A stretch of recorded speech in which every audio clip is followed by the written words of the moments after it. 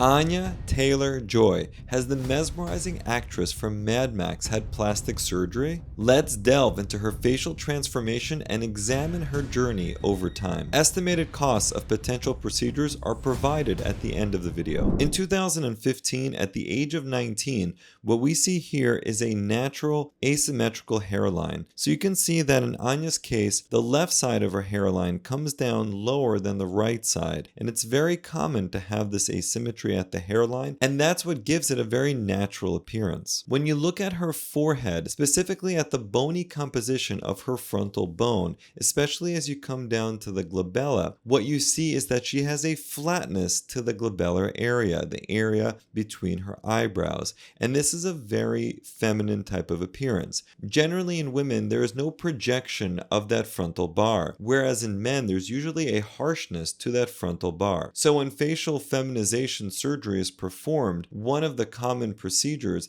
is actually to shave away at that frontal bar so that you can get a more feminine appearance. And of course, in Anya's case, she has that appearance at baseline. She also has a smooth transition from the lower lid down to the cheeks on both sides, and this is again a sign of youth. When we look at her nasal tip, we notice a mild bulbosity, which comes from the curvature of the lower lateral cartilages. And when I look at her perioral region, she has well-defined philtral columns, and the Cupid's bow is also very well defined. And when we trace her upper vermilion border, there is an arching to the shape of it. It looks rather convex, and that is in contrast to other people who have a much flatter architecture to their upper vermilion border. And in Anya's case, this is a very distinguishing feature of her overall facial appearance. And for many people who get lip lift surgery, this is the type of appearance that they can expect post-operatively. But in her case, she's starting off with that kind of baseline arching. She also has a strong bony composition to her face. When you look at the mid-face and the lower face, the actual bony structure is quite strong and prominent. In 2016, at the age of 20, what I notice here is her large open eyes, and this again is a very distinguishing feature of her overall look and something that really stands out. She also has nice full eyebrows that draws more attention to that whole periocular region, and that again brings the eyes out even more. In addition, she has that pillowy infrabrow fullness and a very well-defined supratarsal crease on both sides. I often talk about facial asymmetry and how we all have some degree of it. In Anya's case, it looks like the right side of her face is a bit more full compared to the left, and you can see that in the cheek volume, and you can even see that in the gonial angle as well. The right side has a different architecture compared to the left, and that's something that is seen in all people. And I actually think that that has something to do with the fact that the right side of her hairline is higher than the left. And I honestly noticed that in most people, the right side, for whatever reason, seems to be the more dominant side of the face. And that is the fuller side where the bone seems to be a bit more developed. And I think that's part of the reason why we notice that in about 90% of people, the right side of the hairline in men and women tends to be more recessed than the left. I think is an interesting observation. In 2017, at the age of 21, I see no change. In 2018, at the age of 22, what I'm seeing here is some upper tooth show on repose, meaning that when Anya just opens her mouth, you can see those upper teeth. And that is again something that we associate with a more youthful,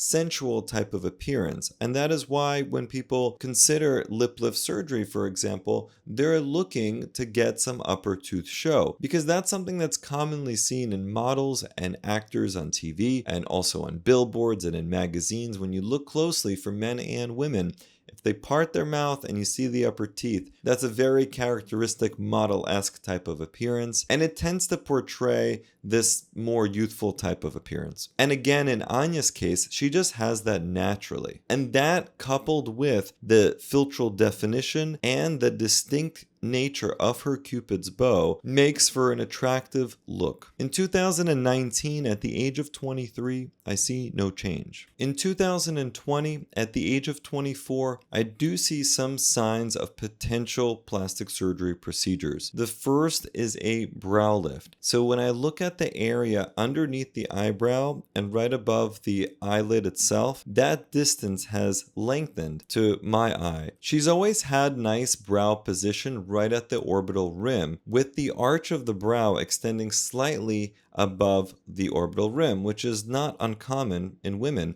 And now the entire brow complex seems to sit just north of the supraorbital rim. And that again just seems different from how she looked prior. While Botox can help sometimes lift the lateral tail of the brow, it usually doesn't cause the entire eyebrow to go up. I'm also seeing some potential signs of a rhinoplasty with alarplasty. To me, the tip of the nose, the bridge of the nose, both appear more narrow, and also the ala, or the wings of the nose, appear to be thinner now compared to prior. And these are all areas that can be adjusted and refined in a single nasal surgery. And these are often many of the goals that people have when they're considering undergoing a nasal surgery. They're looking for things to be smaller. They're looking for things to be more narrow. Those are common requests. And it's always a matter of balancing those requests with making sure that the patient can still breathe appropriately and that they still look quite natural after their surgery. I would say that in Anya's case, she looks great. The nose looks well balanced. It doesn't look like too much was removed. It still looks very much like her. So these are all signs of great rhinoplasty surgery. And remember, some people get their rhinoplasties done with a closed approach where the incisions are hidden on the inside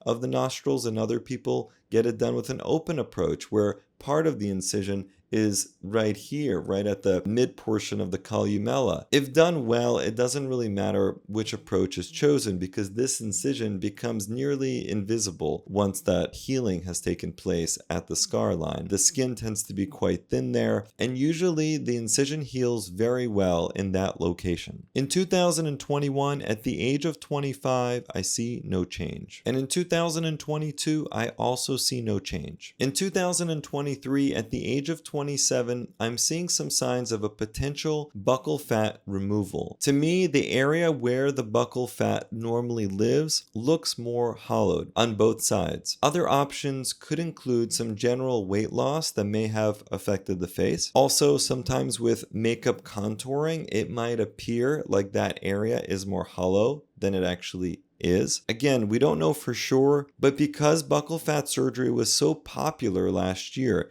it's possible that she may have undergone that procedure to give that type of a more model-esque appearance where you have the more pronounced cheekbone and that hollowing in the buccal fat region. In 2024, at the age of 28, I do see some signs of veneers placed here. So sometime within the last probably 2 years, I think she had some veneers, at least for the central and lateral incisors. And she also seems to be wearing lighter type of lipstick, and also her hair seems to be of a lighter color. And that, I think, also gives off a different general appearance. It's interesting to think how makeup changes the characteristics of our face and might give the illusion of certain procedures being performed or just an overall different composition to our face. I think with this lighter complexion, there's now even more emphasis on her beautiful eyes. When you look at her face sort of zoomed out, the first thing that my eyes jump to are her eyes because of the darker eyebrows and because of the size of her eyes and the darker color of the eyes. All of those elements bring more attention to that region. Versus when I look at her at age 19-20, there's a lot more attention that's being drawn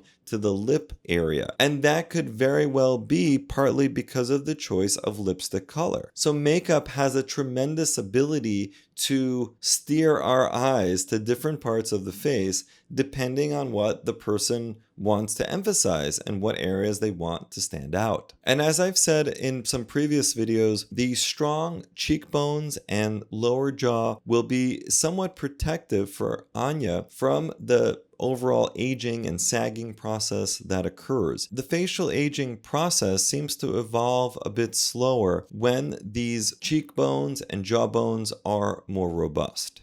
And the total cost of these potential facial procedures is $80,000. What do you think? Are Anya Taylor-Joy's looks a product of the natural aging process, or has she had plastic surgery? And let me know which celebrity I should cover next.